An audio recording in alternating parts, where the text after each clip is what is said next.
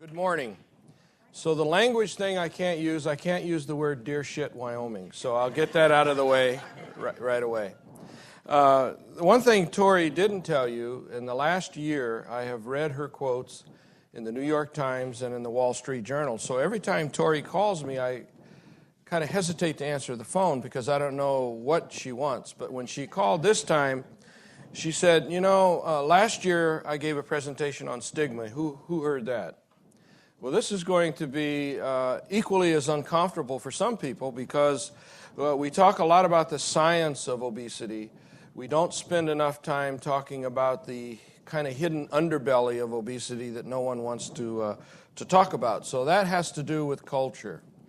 And my objectives today are connect obesity with health disparities. Health disparities is an interesting topic because people recognize them, but they don't want to talk about them, and they don't want to deal with them. We're going to talk about how we can use health disparities in culture in prevention and in treatment. And then there's a vast unknown. What you're going to hear today, there's a vast literature, but there are very few conclusions. There are lots of opinions, but there's very little science. So there'll be a lot of loose ends when I'm finished. So if you came to hear one tidy little package, that's not going to happen. I like this slide because this tells us what our obligations are. We're all mother birds. And we have an obligation to protect our young, so this is why we're here. I have nothing to disclose. I would like to have something to disclose, but nobody gives me any money, so here we are. So, just to refresh ourselves, why are we here? Cardiovascular disease is the number one killer in this country. The epidemiology of cardiovascular disease is up in the air.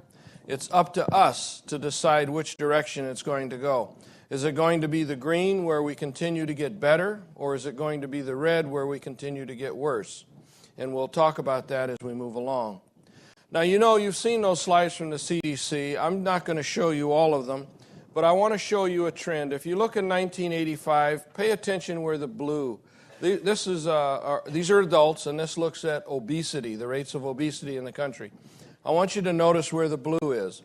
And then when we go to 91, and those of you who have seen these, they progress all along. But you see in 1991, they had to come up with a different color, now black. But I want you to pay attention to which part of the country this is, because I think there's a hidden message here.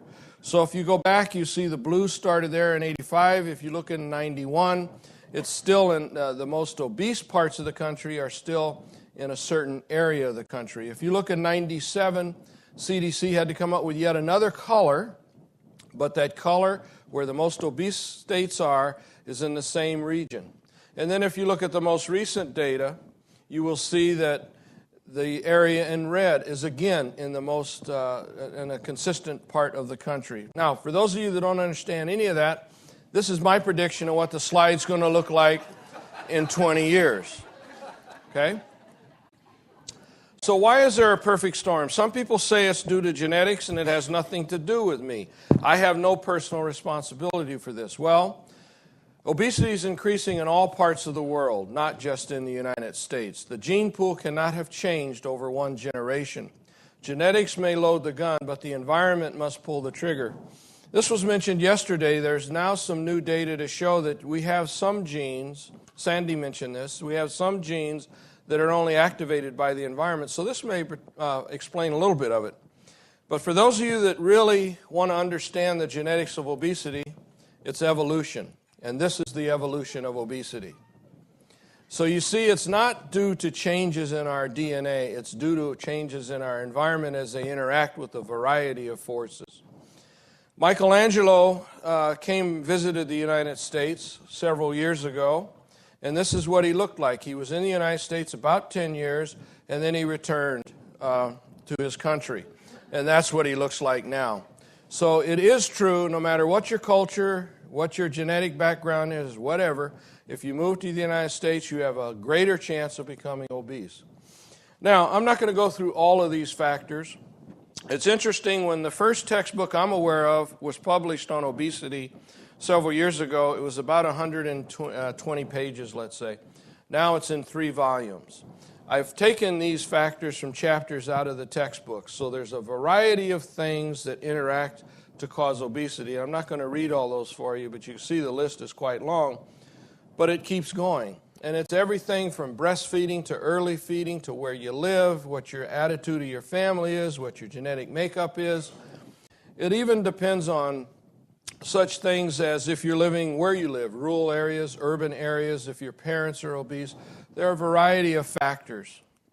So if we look at all of this, and somebody had a slide about what they called the obesogenic environment, it was skewed, had a lot to do with carbohydrate, had a lot to do with sugar, which is important, but there are a whole variety of other things. I would maintain if we got rid of all the sweetened corn syrup in this country, we would still have an obesity problem. If we got rid of every McDonald's in this country, we would still have an obesity problem. Why? Because obesity is dependent upon all of these factors, and not one of them by themselves will take care of it. There's a hint there. That might explain why we're not winning this battle as rapidly as we would like. If you go into a school and say, take out all the vending machines, but you don't enter PE, you don't offer recess, you don't do all these other things, you're going to make an impact, but not a huge impact. So look at all of these factors, and every single one of them plays a role in the obesogenic environment. One of my favorite movies, The Hunt for Red October, James Earl Jones makes a comment that has stuck with me forever. And he says at one point, the data does not support a conclusion as of yet. I have changed this around to say the data on childhood obesity will never support one conclusion. So you need to keep that in mind. So, what are we against?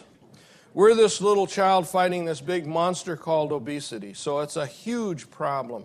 And we tend to give up. If I'm a pediatrician somewhere, I'm going to say, okay, I'd rather give a talk on immunizations or a talk on breastfeeding or a talk on why you shouldn't smoke. But when I talk about obesity, it becomes such a monster all of a sudden, I give up. Now, remember I told you that reason I had you look at the map and look at certain states? I'm going to show you several slides that show other things that are in those same states, generally speaking. If you look at where type 2 diabetes is, look at the top states that have type 2 diabetes. Some of them look very familiar. If you look at the top states that have hypertension, states look very familiar. If you look at the top states that have physical inactivity, sedentary lifestyle, states look very familiar. If you look at states, hear this, where an adult is not going to have a single fruit or vegetable a day, not a single fruit or vegetable a day, look at where the states are. See the pattern here? What about kids? Well, we know that kids have increased in obesity over the last several years. Now, this one slide looks at 1988 to 94, 99 to 2002, comparing the two. Obesity has increased in all racial groups, but look at, it's really increased in non-Hispanic blacks mostly, and in Mexican Americans more than in white individuals. So we're going to pay attention to that in a minute. We also know that obesity has been published. There was data published last year that showed the incidence of childhood obesity has decreased a little bit. So a lot of people started patting themselves on the back and said, problem's over. Well, we still have a huge issue, but here again is a similar map looking at childhood obesity, and look at the states that are most affected. They're in the same area. So if you look at obesity in 10 to 17-year-olds, where it's most prevalent, again, a lot of our familiar states are there. If you look at it in high schoolers, same thing. But there's some other stuff that you may not be aware of. If you look at this study looked at kids longitudinally from preschool to high school, and you look at the percentage of different racial groups that are obese, and you see there's a discrepancy here even in preschoolers. It goes to 6 to 11-year age, goes to 12 to 19-year-olds. So there's something else going on here. Now, it's easy to say it's genes. It's easy to say it's this, that, or the other thing. We're going to explore that a little bit. I would maintain that if you looked on websites looking at these other topics other than obesity, you will find those same states participate in other things. If you ask the question, which states have the lowest high school graduation rates? Which states have the lowest college attendance? It's the same states. If you look at which states have the most crime, it's the same states. If you look at which states are poor, which states have lower socioeconomic status, it's the same states. If you look at when the Affordable Care Act was getting beat up in the press, and there was a map looking at where there are the fewest primary care providers. The reason for that was to say if there are a lot of people going to enter Medicaid and Medicare, we need more primary care providers. Where is there a shortage? It's in the same states. If you look at the states that have the fewest participants in insurance programs, it's the same states. So something's going on in these states, and it's not just obesity. I'll come back to that in a minute. I do believe there's an association with education and obesity. The latest report, F as in fat, had this graphic that shows that if you're less educated, you're more likely as an adult to be obese. I do not believe that is a causal relationship. So we heard a little bit yesterday about all the brain scans and everything to show you that if you're hungry and you don't eat well, you don't learn as well. I believe that's very true, and there's some data, if you look at it from the other side, it shows that if you show up at school hungry. Now, why am I saying if you show up at school hungry, and we're talking about obesity? Because most obese kids do not eat breakfast. So most obese kids show up at school hungry, and then when they eat a lot of bad stuff, but they're hungry when they're at school, at least initially, so they may not be learning as well. Now, I'm not going to go over all these different things on this slide. I'm making the point that there's a lot of data to show that if you go to school hungry, obese or not, you're not going to be a good learner. We know that breakfast is important. There have been studies that have shown that if you eat a good breakfast before you go to school, you're more willing to learn, you're more attentive, etc. So there's a lot of data to show breakfast is important. So when you're treating obese kids, do not encourage them not to eat a good breakfast. And then there's some things that are associated with being hungry. There are things associated with being malnourished, all of which interfere with learning. The point in all this is that if you're in a suboptimal diet, when you go to school, you're less likely to learn. It's been associated with lower math scores. It's been associated with kids being held back so they're not promoted in the early grades. It's been associated with these kids being more likely to see psychologists. Now, this is not saying that if you eat, you're not going to go see a psychologist. What it's saying, and remember, these kids are human beings, so if they have issues at home, they have issues in their neighborhood, and they're not eating breakfast, all of those things factor in them having to see a psychologist. I'm not pretending to tell you that it's all related to not eating breakfast, but it is related. They're more likely to be suspended. They're more likely to be hyperactive, as reported by their teachers, and they're more likely to skip school and be tardy. So there is something to this diet issue, but it's not in isolation. Physical activity, same thing. We heard yesterday that if you have physical activity in school, you're a better learner and you're more likely to do well on tests. There's data to show that as well.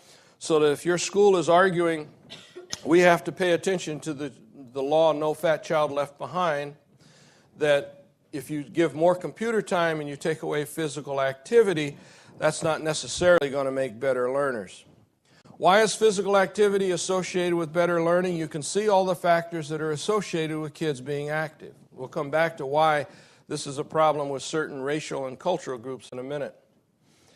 The other thing I would encourage you to get away from is considering all minorities in like groups. All blacks are alike, all Chicanos are alike, all Latinos are alike, all Pacific Asianers are alike, because it is not true. All minorities participate in different groups, and you can't put them in buckets. For example, if you're talking about a Chinese population in New York City, they behave very differently than somebody in San Francisco. If you're referring to Native Americans, which tribe? They all have very different cultures and social mores and so on. And certainly if you're talking about Latinos, you have to go through all the different groups before you know what you're really talking about. Here's a quick example. There was one paper that came out and said, on average, the poverty in the Asian population is 14%.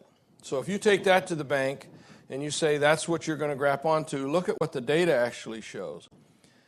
Vietnamese are 25%, Laotian are 34%, and you can read the rest. The point is, if the Hmongs are also Asians, but they have a whole different socioeconomic status than somebody else. So do not lump everybody in the same group.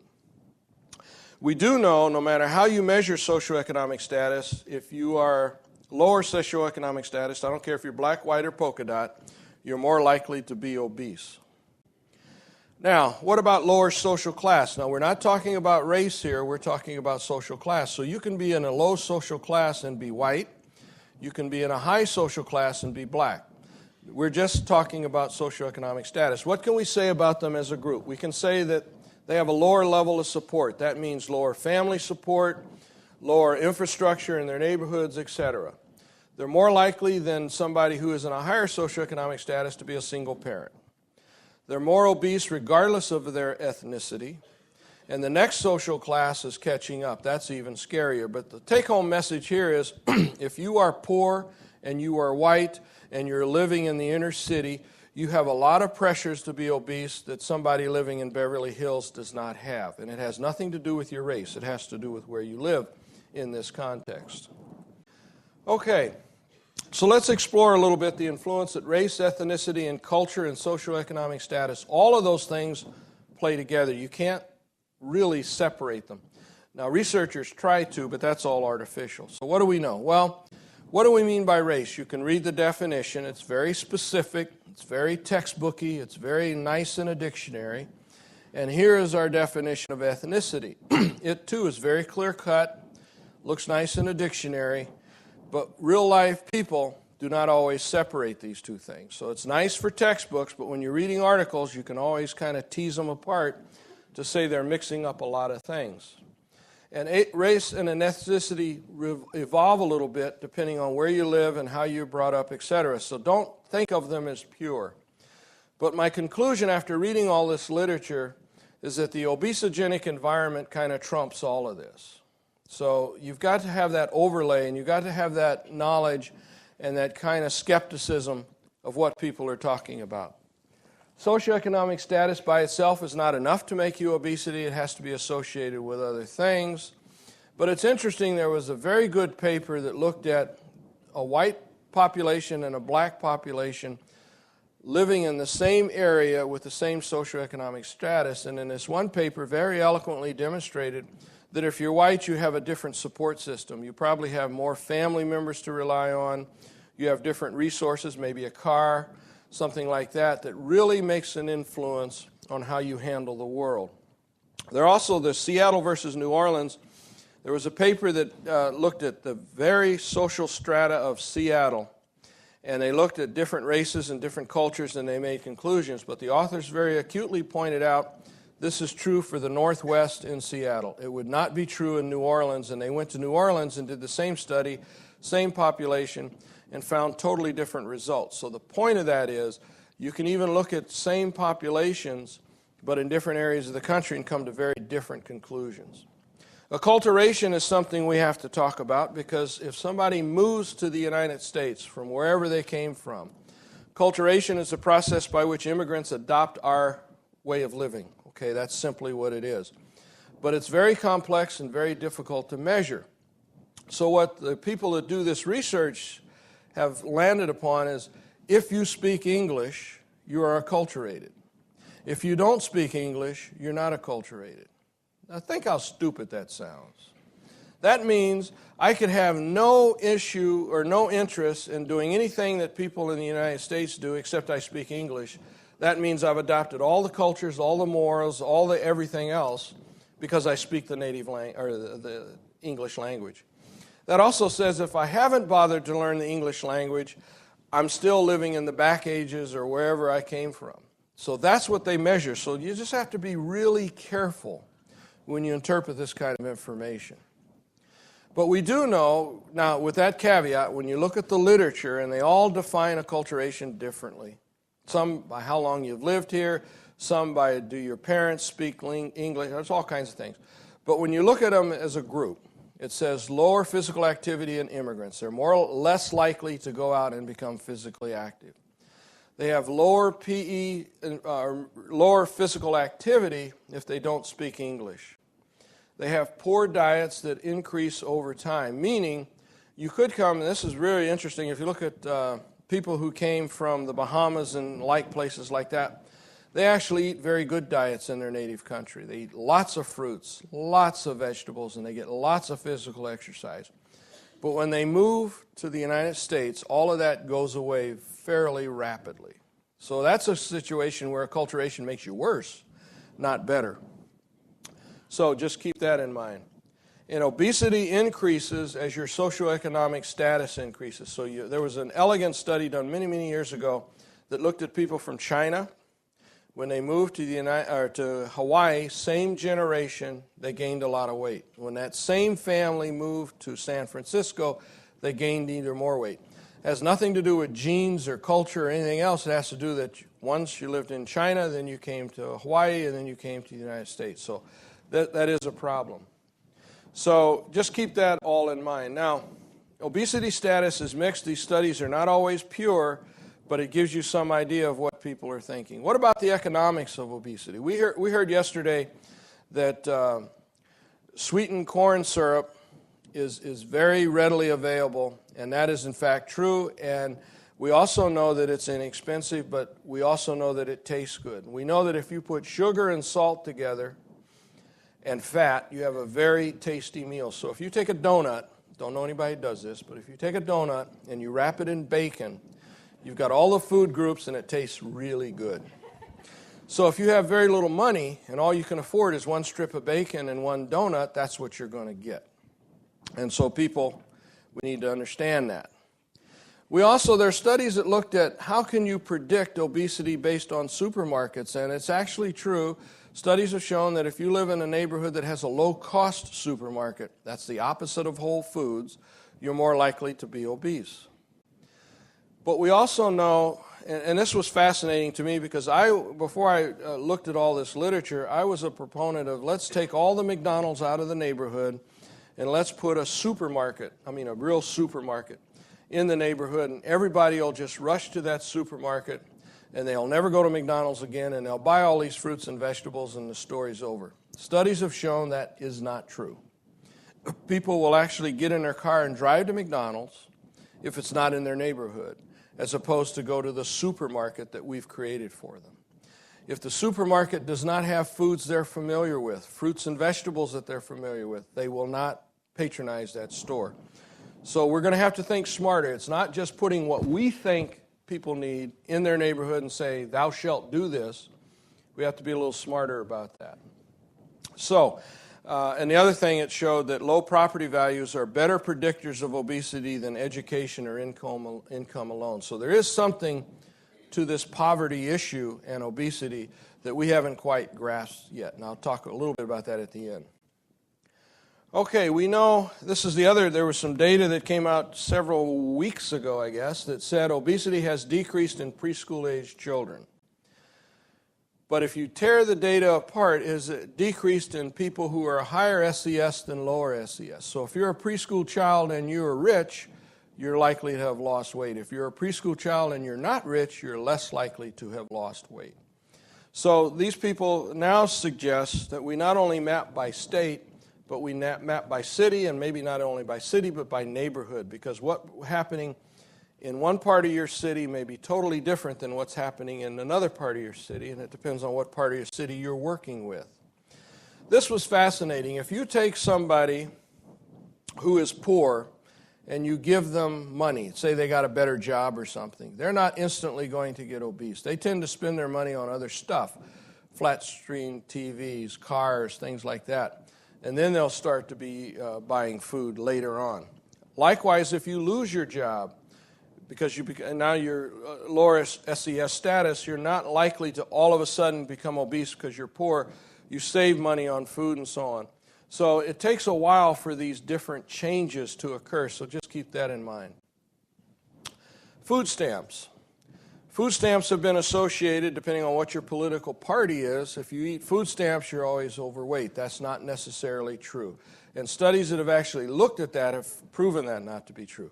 However, if you are on food stamps, your diet's not as good. You're not as likely to buy just fruits and vegetables. So if you have to defend supplemental nutrition, it's not going to make you obese, but it will not necessarily give you good nutrition. What about your socioeconomic position? This is a little different than socioeconomic status, but it too is associated with obesity. And just so you know, there are different ways to measure socioeconomic position. And it's been demonstrated that the social status of the head, social position, I should say, of the head of the household is probably more important than predicting obesity than anything else. Also, maternal education, not paternal education. So if mom's smart, family's more likely to do better. But again, the obesogenic environment trumps all of this because you've got all those factors of neighborhood and all those other things we talked about. In fact, if you look at disadvantage in obesity, your family and school have a greater influence than your peer group or your neighborhood.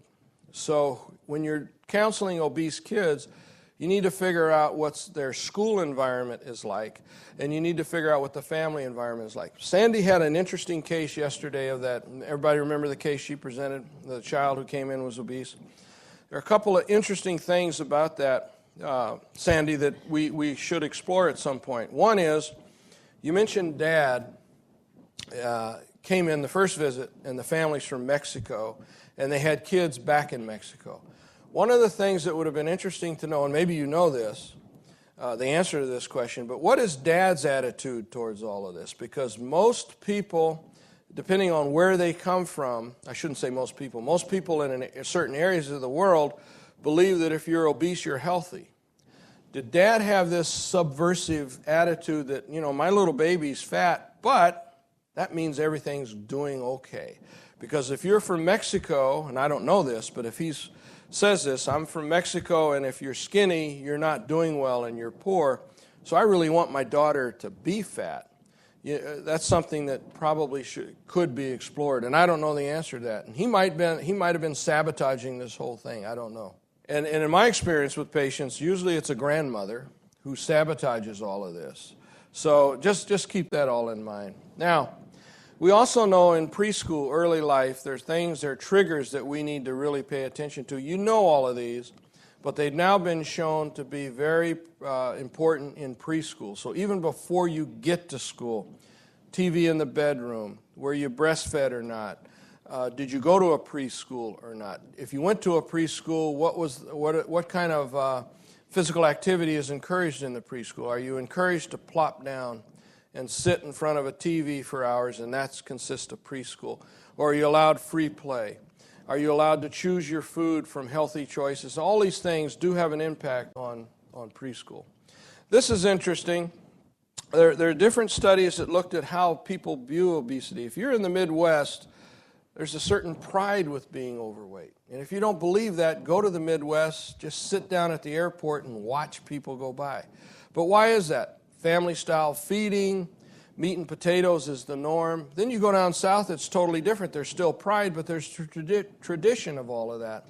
And then fried foods and all of that are the norm. So you got to pay attention to all these things. So here are a couple of tidbits. When you're counseling different cultures and different ethnic groups, and you say, you know, maybe you should use a half a teaspoon of sugar instead of a teaspoon of sugar, you have to figure out, are people even using teaspoons? A lot of people, when they make recipes, don't do that. They put in a mitt full of this and a handful of something else, and they're not measuring anything. So you're telling them all this stuff, and they're not registering any of that because they don't use any of that. Another thing, there are certain cultures that use bread and sugars as stress relievers. And I thought about you again, Sandy, because you said this mother was depressed. And certainly there are certain cultures where if you're depressed, you're taught to eat sugar and bread. So I wonder how she was handling her depression. Yeah, she was on Prozac or whatever, but her culture may be telling her. She calls her grandmother back in Mexico, and she says, oh, have some bread, have some this, that, and other thing. So keep that in mind. Obesity is an accepted body image in certain cultures. So when you say, do you want to look like this fashion model in Vogue, and they think that fashion model in Vogue is the ugliest person on earth, they're not going to strive to look like that. And they're actually rap musics, for the guy who had rap music yesterday, they're actually rap songs that play up to obese women, big butts and so on. So if you're going to talk to them, you can't say, don't do any of this. They're not going to listen to you because their whole culture is around this. And then this was interesting. The people who moved from the Caribbean up to the United States plantains was a staple. And the only place they could get plantains where they lived is Whole Foods for exorbitant amounts of money.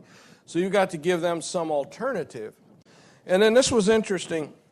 If you have food diaries and you ask, do you eat tacos? I didn't know this. I should have known this because there are a lot of people that eat tacos in Denver. But tacos mean different things to different people. Some tacos to people are only this big. Other tacos are the traditional American tacos. So if we say you can only have one taco, let's say, you got to figure out what that means to them, because in different cultures it means different things. And the analogy I would like you to think about is saying, do you eat a taco to do you eat a sandwich? Now, a sandwich can be anything from 2 slices of bread and 1 piece of turkey to a Dagwood sandwich that's this big, or a Super Big Mac. They're all sandwiches, and that's the same with tacos, so just keep that in mind. And food modifications, Faye, bless her heart, she heard one of these lectures once, and she stopped frying chicken. And so she started, Faye's my wife, by the way, so she started serving us baked chicken and said, this is your substitute for fried chicken. I said, that's not fried chicken. It doesn't taste, look, or anything else like fried chicken. So if you're going to make modifications, you need to be sensitive to what you're doing. Now, I just put this up here to show these are the things we use in our clinic that talk about buy more foods of a certain kind and buy less foods of a certain kind. These are ethnic neutral. They don't have anything about tacos or plantains or any of this other stuff. So we in our own clinic don't do a good job of what I just told you to do. So what about nutrition? We know that we've confused the public. We tell them this diet's good, and then next week this diet's not any good, so we confuse people. But our goal is to take a school lunch that looks like this and turn it into a school lunch that looks like this. That's our goal, right? And this one's very important. This is an actual picture of a school in Chicago where the kids can actually choose the amount and type of fruits and vegetables they want. Now, they don't have a vending machine next to it with all kinds of bad choices, so they get choices, but all their choices are good foods. Fast food is an issue. We all know that. We know that fast food affects everybody. It doesn't matter where you live. It just depends. Certain people eat more than others, but it's everywhere. Quick thing about BMI. Remember, BMI was made for white individuals. It doesn't take into account different levels of subcutaneous fat, etc., and so it may not be applicable to different racial groups. We don't have enough data on other racial groups to say any more about that. We don't have norms for other groups, I should say. You all are familiar with this. This is very good. I put this up for 2 reasons. One, it's very good. It works in Maine. It may not work in Deer Shit, Wyoming. Nope, I used that word again. We want to take this child who, and you know he's a boy because he's got his hands down his pants, but he's going to grow up to look like this because he hasn't moved. He's got all the comforts of life there, so we need to keep that in mind. We need to partner with things that kids do. This is a we. We know that kids will use we, so we encourage them to move more. Now, that's not a substitute for physical activity, but if you're going to use this stuff, we'd like you to use it to your advantage. Activity, remember, there's some sobering statistics. Some kids do regular exercise. Some kids do no exercise. So if you live in Mississippi, remember the first slide we talked about in Mississippi where they eat no fruits and vegetables? Well, if they eat no fruits, no vegetables, and they do no physical activity, is it a surprise that they're obese? So just keep that in mind. I won't go through that slide, but here. So what are issues with activity? It has to do with culture.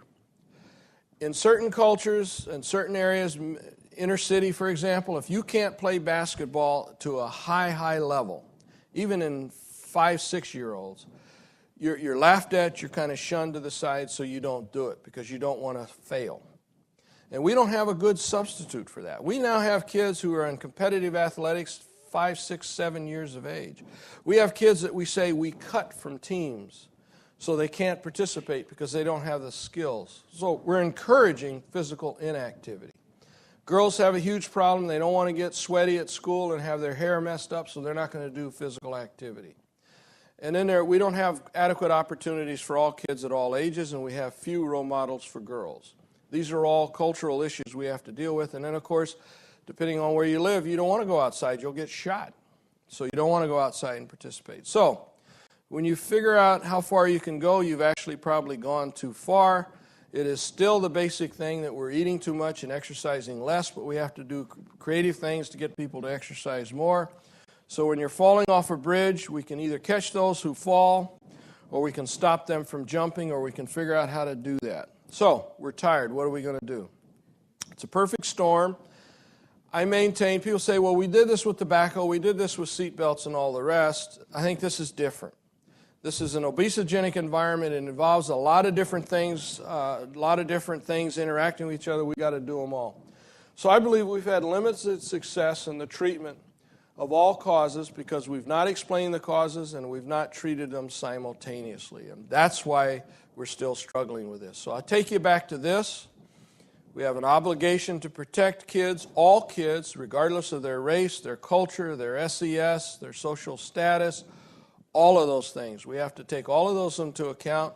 And what we do in one place, one state, one city, may not be necessarily workable in another one, but we've got to keep trying. And I always leave, this is my last slide, I always end the talk with this because I'm in the third stage now. All right. That's it.